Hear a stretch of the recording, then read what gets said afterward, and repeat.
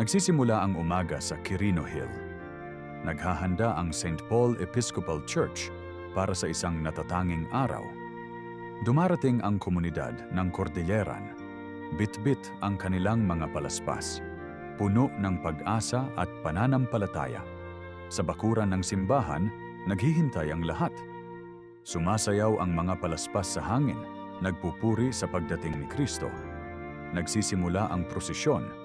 Naglalakad ang mga tao kasama si Kristo patungo sa pintuan ng simbahan.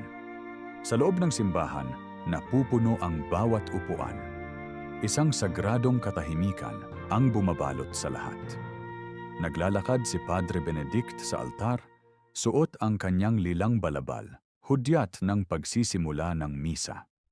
Sinimulan ni Padre Benedict ang mga panalangin. Ang kanyang boses ay malakas at puno ng debosyon.